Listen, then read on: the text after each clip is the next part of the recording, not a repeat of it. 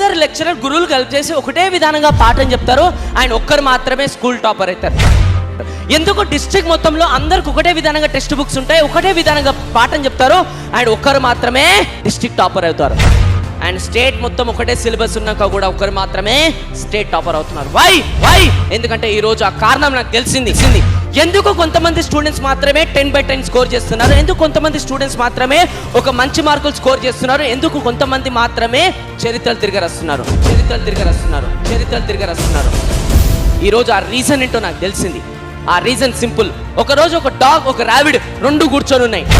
Dog decide చేసుకుంది ర్యాబిట్ని తినేసాలని. అది తెలుసుకోగానే rabbit పరిగెత్తడం స్టార్ట్ చేసింది. ర్యాబిట్ ముందల డాగ్ వెనకాల. కొద్దిసేపటి తర్వాత ర్యాబిట్ వెళ్ళి చిన్న గుహ లోపల దాచుకుంది. దాని లోపలికి డాగ్ వెళ్ళలేదు. అండ్ బయట నుంచొని డాగ్ అంటుంది అనమాట, అరే ర్యాబిట్, నీకన్నా నేను సైజులో పెద్ద, ఆలోచనలో పెద్ద, తెలివిలో కూడా పెద్ద, అయినా కూడా నిన్ను క్యాచ్ చేయలేకపోయాను, వై?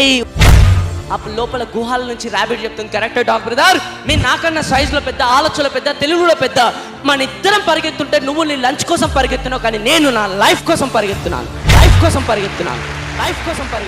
ఎవరైతే తల్లిదండ్రుల కష్టాలను దృష్టిలో పెట్టుకొని, ఎవరైతే తల్లిదండ్రులు డే అండ్ నైట్ కష్టపడుతున్నారో అట్లీస్ట్ ఇప్పటికైనా ఏదైనా చేయాలని, ఎవరికైతే నా గురువులు పాపం డే అంతా శ్రమించి నాకు ఇంతగానో పాఠం చెప్తున్న గొంతు చించుకొని, ఎవరైతే నన్ను నమ్ముకొని నెక్స్ట్ నా చెల్లెనో నా తమ్ముడు నన్ను నమ్ముకొని ఆధారపడున్నారో, ఎవరైతే జీవితంలో ఒక గొప్ప స్థానంలో సాధించాలనుకుంటున్నారో వాళ్ళు మాత్రమే 10/10 స్కోర్ చేస్తారు.